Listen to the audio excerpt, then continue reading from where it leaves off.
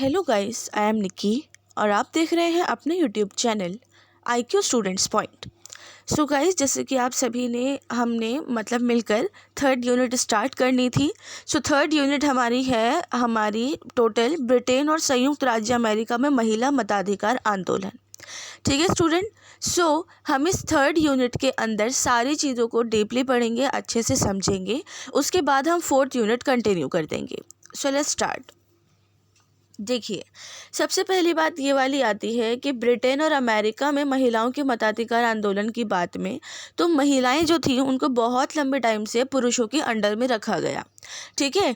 इस चीज़ से ये हुआ कि इनके जो राइट्स थे, इनकी चीज़ें थी, इनको वो नहीं दी गई। सो आगे आगे जाकर ये होता गया कि महिलाएं जो थीं वो इस चीज़ को लेकर बहुत घबराने लगी और धीरे धीरे हमारे नारीवादियों को अपनी प्रॉब्लम्स बताने लगी और नारीवादियों ने सब कुछ काम करना शुरू कर दिया। फिर जैसे ही महिलाओं के जो उनका बिहेवियर था वो अलग होना शुरू हुआ तो अलग अलग पर्सपेक्टिव दिखने लगे। लोग समझने लगे कि हाँ, महिलाएं भी अब ज़्यादा से ज़्यादा दिमाग वाली हो रही हैं, अपने राइट्स के लिए लड़ रही हैं, अपनी चीज़ों को समझ पा रही हैं। ठीक है, ये सारी चीज़ें। सो उसके साथ ये कि नारीवाद जो है मानव संबंधों की खोज के बारे में ज़्यादातर बात करते हैं, कि इंसान की खोज के बारे में, कि भाई कैसे इंसान बना, कैसे उसने पुरुष और महिलाओं को बांटा। क्योंकि अगर आप लोगों को याद हो, सिमोन द बुआ की द सेकंड सेक्स बुक में उन्होंने इस बात को लिखा है कि महिलाएं पैदा नहीं होती हैं, बनाई जाती हैं। ठीक है, उस वाली बात पर ये खोज करते हैं। सो ये बहुत बड़े पैमाने पर इंसान की खोज करते हैं समझने के लिए कि क्या है इंसान, क्या है महिला, क्या है पुरुष। ठीक है। सो अब एक चीज़ यहाँ पर उभर कर आती है, वो है हमारे उदारवादी। अब उदारवादी क्या कहते हैं? उदारवादी कहते हैं right to liberty, right to property, right to life हमें दे दो भाई, हम खुश हैं। इसके अलावा हमें और कुछ नहीं चाहिए, कुछ भी नहीं चाहिए। ठीक है, वो लोग ये मांगते हैं। सो अब जब ये लोग ये मांगते हैं तो अब स्टार्ट होता है हमारा उदार नारीवादी की भूमिका। अब उदारवादी नारीवादी भी होते हैं जो उदारवादी पर्सपेक्टिव रखते हैं, लिबरल पर्सपेक्टिव रखते हैं। नारीवादी मार्क्सवादी भी होते हैं जो मार्क्सिस्ट पर्सपेक्टिव रखते हैं। नारीवादी रेडिकल्स भी होते हैं, उग्रवादी भी होते हैं। ठीक है, वो सारे आप प्रीवियस क्लासेस में पढ़ चुके हो। लेकिन इसमें जो हम पढ़ेंगे, इसमें पढ़ेंगे उदारवादी नारीवाद। देखो जी, उदारवादी नारीवाद जो है वो पूंजीवाद के उदय से उभरा था, पूंजीवाद के उदय से उभर पाया। उसने सिर्फ पैसे को नहीं, उसने पैसे को छोड़कर right to life and right to property को भी अपने पास रखा। उसने कहा ठीक है, हमारे पास ये चीज़ें भी होनी चाहिए। ठीक है। इसके अलावा ये जो है, इन्होंने बोला कि बहुत बढ़ते हुए पूंजीवाद के अंदर हमने क्या रखा, हमने अपने कुछ थोड़े से पर्सपेक्टिव को सामने रखा है और ये रखा है कि भाई हमारे कुछ पर्सपेक्टिव्स हैं, उनको आप पूरा कर दो, बेटर रहेगा। ठीक है। उसके अलावा इन्होंने ये बोला कि हमारे नैतिकता, मोरालिटीज़ को आपस में जोड़ना, समझना बहुत ज़्यादा ज़रूरी है। ठीक है। इसके अंतर्गत हमारे कुछ लोग आते हैं, जैसे हमारे हॉब्स हैं और हमारे रॉबर्ट नॉजिक हैं। ठीक है, ये सारे लोग आते हैं जो उदारवादी नारीवादी है और जो उदारवादी वाली पर्सपेक्टिव रखते हैं। उदारवादी नारीवादियों ने ट्रेडिशनली उदारवादी जो होते हैं उनके सामने राज्य की संकल्पना को रखा। ठीक है, कि राज्य को रखो, राज्य के अंदर क्या चल रहा है, क्या हो रहा है, वो हमें पता होना चाहिए कि एक्चुअली में क्या बात है। ठीक है। सो इन्होंने जब इस चीज़ पर फोकस किया तो धीरे धीरे इन्होंने इस बात को एक्सेप्ट करना शुरू कर दिया कि भाई हम लोगों के लिए right to life, right to property and right to liberty रखा गया है सामने और हम इस चीज़ को एक्सेप्ट भी करेंगे। ओके। सो ये हमारे उदारवादी नारीवादी थे। अब उदारवादी नारीवाद के दृष्टिकोण क्या है? देखो जी, उदारवादी नारीवाद जो है वो तर्क देते हैं कि हर इंसान को अपनी वैल्यू और अपनी हर चीज़ का दूसरे को विश्वास दिलाना चाहिए। ठीक है, जब तक दूसरा इस चीज़ के बारे में नहीं समझेगा तब तक आपकी वैल्यू नहीं हो पाएगी, अकॉर्डिंग टू उदारवादी नारीवाद। सो इन्होंने बोला कि उदारवादी नारीवादियों ने शिक्षा पर, नौकरी पर और जेंडर डिवाइड जो है हमारा यौन विभाजन में, इन सब में भेदभाव के खिलाफ लड़ाई लड़नी शुरू कर दी।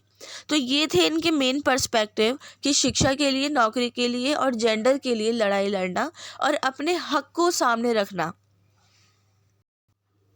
और अपने हक को सामने रखकर इस चीज़ को साबित करना कि हाँ एक्चुअली में क्या चीज़ है और क्या चीज़ नहीं है।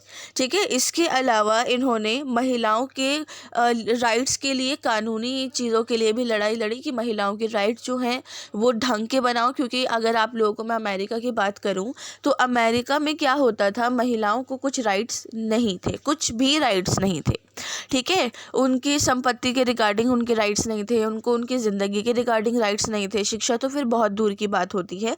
तो इन सब चीज़ों को लेकर जो बात की गई है यहाँ पर, वो यही सामने रखी गई थी कि हाँ जी हाँ ठीक है, ये चीज़ सामने रख दो और हमारे जो दृष्टिकोण है वो शिक्षा को लेकर, और हमारे जो दूसरा दृष्टिकोण है वो जेंडर को लेकर, और तीसरा दृष्टिकोण है नौकरी को लेकर। हम ये तीनों पर्सपेक्टिव सामने रखते हैं और हमारे इन दृष्टिकोणों को पूरा करो, नहीं तो हम लोग आपको मारेंगे। ठीक है, मतलब मारेंगे तो नहीं, खैर प्रोटेस्ट करेंगे। ओके, नेक्स्ट टॉपिक है हमारा उदारवादी नारीवाद पर आधारित महिलाओं के आंदोलन, ग्रेट ब्रिटेन में मताधिकार आंदोलन। ठीक है, अब ये जो महिलाओं के आंदोलन हुए थे वो वाली बात देखो जी। सबसे पहली बात, ग्रेट ब्रिटेन में महिला मताधिकार आंदोलन के लिए पहली बार मैरी वॉलस्टोनक्राफ्ट की जो बुक थी, मैरी वॉलस्टोनक्राफ्ट की जो बुक थी, पुस्तक vindication of the rights of women, जो उन्होंने 1792 में लिखी थी, और फिर उसके बाद 1840 के दशक में चार्टिस्ट आंदोलन की मांग भी कर दी थी। ठीक है, इस पूरे आंदोलन में अगर मैं आपको बताऊं तो जॉन स्टुअर्ट मिल और हैरियट टेलर ने पूरा समर्थन दिया था। हैरियट टेलर जो थी वो जॉन स्टुअर्ट मिल की वाइफ थी। ठीक है, वो पहले टेलर इसलिए थी क्योंकि उन्होंने पहले जैसे शादी करी थी, वो उसका नाम उसके आगे टेलर लगता था, लेकिन उसके मरने के बाद इन्होंने जॉन स्टुअर्ट मिल से शादी कर ली थी। पहला मताधिकार आंदोलन जो था वो 1865 में मैनचेस्टर में रखा गया था, और 1867 में मिल ने संसद में समिति के सामने इस पूरे मताधिकार आंदोलन को रखा था।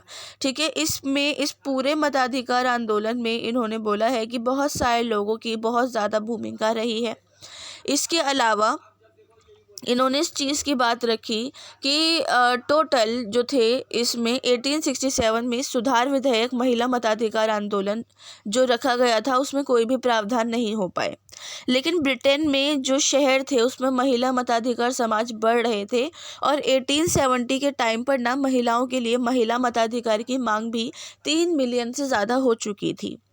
और 1866 और 1879 के बीच के टाइम पे मताधिकार वासियों ने संसद को लगभग 1000 याचिकाएं लिखकर दी थी, जिसमें से 3 मिलियन ज़्यादा लोग हस्ताक्षर उस पर हुए थे। और मताधिकार आंदोलन के शुरुआती जो 14 वर्ष थे उसमें टोटल 1300 से ज़्यादा सार्वजनिक बैठकें हुई थी, जिसके अंदर महिलाओं को भाग लेने के लिए परमिशन मिल गई थी कि हाँ महिला अपने राइट्स के अकॉर्डिंग खुद बातचीत कर सकती हैं। ठीक है, इसी के साथ जो है हमारी ये 2 महिलाएं हैं, इन 2 महिलाओं ने बहुत ही ज़्यादा योगदान दिया है महिला मताधिकार आंदोलन को बढ़ावा देने में और उसको सफल बनाने में। ठीक है, ये जो है हमारी एमिलिन पर्क्सस्ट हैं और उनकी बेटी क्रिस्टाबेल हैं, जिन्होंने आतंक का रास्ता तो चुना था और उसके ही ज़रिए इन्होंने महिला मताधिकार आंदोलन में भी काफ़ी ज़्यादा डेवलपमेंट किया, जिससे बहुत ज़्यादा चीज़ें आगे बढ़ पाई। ठीक है, इसमें जो है हमारे जो मेन लोग थे जो जुड़े हुए थे वो हैं एलिजाबेथ कैडी स्टेनन, इनके बारे में लिख दिया है, आप पढ़ लीजिएगा। दूसरी है सुसान बी एंथनी। ठीक है, सुसान बी एंथनी जो थी ये भी नारीवादी ही थी, इनके बारे में भी पढ़ लेना। और इसके बाद है हमारी ये अन्ना जूलिया कूपर। अन्ना जूलिया कूपर एक दक्षिण अमेरिका में अफ्रीकी अमेरिकी शिक्षक थी। ठीक है, इनके बारे में भी आप पढ़ना, इनके बारे में पढ़ लोगे तो ज़्यादा अच्छा है, आंसर वास्ट करने में हेल्प मिलेगी। अदरवाइज इनके नाम आप याद रखने हैं आपको, और नाम याद रखकर ही चीज़ों को ध्यान में रखना कि हाँ इन्होंने ये करा था, इन्होंने वो करा था। नेक्स्ट है हमारे शॉर्लेट पार्किंस गिलमैन। ठीक है, इन्होंने भी बहुत ज़्यादा योगदान दिया था, ये भी एक नारीवादी पर्सपेक्टिव को लेकर चलती थी। और उसके बाद हमारा आ जाता है कॉन्क्लूजन। तो देखो जी, सारी चीज़ों को मिलाकर आपको कंक्लूजन लिखना है, लास्ट में अपना पर्सपेक्टिव लिखना है कि आप क्या सोचते हैं। ठीक है, आप क्या सोचते हैं कि एक्चुअली में महिलाओं को मताधिकार मिलना चाहिए या नहीं मिलना चाहिए। उसके अलावा कि महिलाओं ने किस तरीके से मताधिकार आंदोलन पाने में सहायता ली, दूसरों की भी ली या फिर अपनी ली, जो भी करी, या किस तरीके से अपनी ज़िंदगी पर खेल कर उन्होंने दूसरे के लिए आंदोलन करे और सब कुछ एक तरीके से चीज़ों को आगे बढ़ाया, मदद करी।